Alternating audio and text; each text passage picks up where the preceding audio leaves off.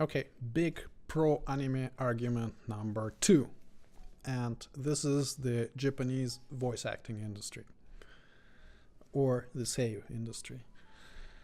Again, I could talk about this for hours. It's a major part of the anime universe, and I've already done a couple videos on it, for example, for the top female and male seiyuu to watch out for in 2017. Could probably do like 20 more. To keep it short and sweet for this video, in my opinion, the Japanese voice acting industry it kind of stands alone in the world. There is nothing that compares even remotely. Probably the next best one is the US voice acting industry. I mean, like shows like Simpsons or South Park, they do have pretty good voice acting for English speakers. But in terms of, intricacy and the degree of detail and class of the individual voice actors, I still think that the seiyuu are above and beyond. It's a league of its own. There are some cases where Western voice actors are probably as good as your average seiyuu, but it's a rare exception. In a way, it's understandable. And it's not a big surprise, really, because it's not because the Japanese are, have an innate talent for being voice actors. No. The point is that the seiyuu industry is a really, big and major industry in a way, because basically a seiyuu can and is, in many cases, be considered as a showbiz star on a really major league scale. Basically on about a similar level as pop stars, movie stars, whatever. And that is usually not the case in the Western world. I mean, who knows the guy who voices Homer Simpson, or I don't know, Philip J. Fry. I don't. Although they're pretty good, no doubt. I mean, but they have this one role and nothing else. I mean, usually you just you don't know who they are. They don't really have a visible media personality.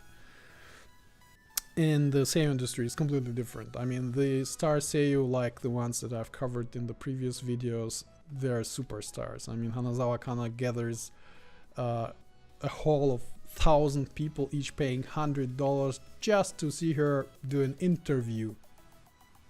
Not even a performance, just an interview. $100,000 in one evening just to see her do an interview with some guys. How crazy is that? I mean, and Hanakana is an awesome seiyuu, of course, first league and everything, but she's not even the absolute top league, I would say. I mean, there are the older guys and women are probably a bit above her, because she's still, she's under 30s, 20 something, and still already relatively old for a seiyuu. I mean, their career often starts when they're in school, so at 16, 17, 18, some of them already have major debuts and release CDs and whatever. And one point that I wanted to talk about here is the wage difference and the income difference. For a typical seiyuu or a typical voice actor in the Western world, who don't really earn much, because, they don't really get the big roles, or they don't get the big contracts where the money goes directly into their pocket. I mean, even if they get like a CD contract, typically the money goes to the producer, to the company that owns them, and they only get a kind of a salary. And this changes once the seiyuu makes it really big, once he or she can negotiate specific terms where he gets a direct share of the revenue. And in such cases, the income distribution changes to something like this. And this graph is something that people should really study for a while, because it is highly indicative of how things are in the real world. And on this graph you can see that basically on the very left You get the typical animator who basically works for a McDonald's level of money. Even though he may be a really skilled guy or girl, it is how it is. And the beginner Seiyu, in this case Shizuku, the red-haired one, she also makes practically no money because she can't live on, I don't know, 1 or 2 small roles in an anime per season. So they typically have to work part-time, and that's after taking several years of Seiyu school.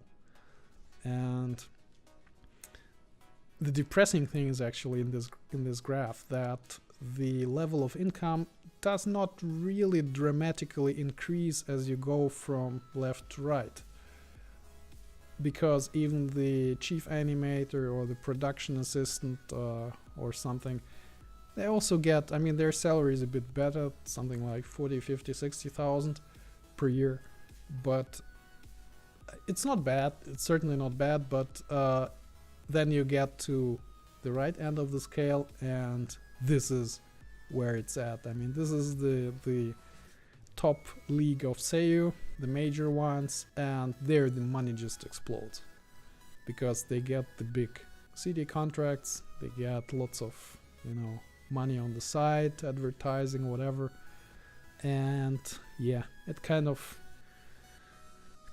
shows.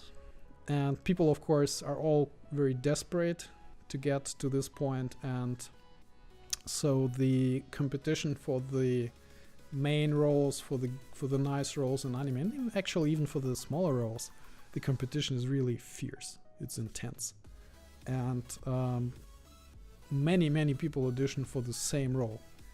So the choice that the studios have is absolutely enormous, and it's actually good for us, the viewers, because we really get the benefit of the natural selection. You know, everybody against everybody, may the strongest win. But it's kind of tough on the Seiyu, of course, on the aspiring Seiyu. So, but well, that's capitalism. I mean, it is how it is. So the competition and the professionalism of most Seiyu is really in a league of its own, and this is why I love watching anime and basically always with the original soundtrack, because I mean, watching dubs is just, it hurts me on the inside. Sometimes it's not even that bad, but I just know how much better the original is, and it's just kind of 70% or 80% of the fun is just taken away. So if you're watching dubs, you miss out so much on so much. So, and the interesting thing is that actually spoken Japanese is not even particularly difficult to learn. People have this misconception that Japanese is this super cryptic, super complex language. It isn't. Spoken Japanese is really relatively simple. It probably doesn't require more than a couple months to learn, you know, basic conversational Japanese, after which you'll understand probably, I don't know, 50% of all dialogue in anime. Because anime dialogue is usually relatively simple and straightforward. The difficult part is understanding the political or hardcore science fiction anime, because there you get a ton of technical and scientific terms which I don't know most of the time. So, but again, for your typical harem anime, 2 months or 3 months of studying, and you probably understand most of it. And the important thing, you'll be able to appreciate the class of the Seiyu pretty quickly. And I think this improves the fun 146%, in my opinion. So yeah, that's it for the point number 2.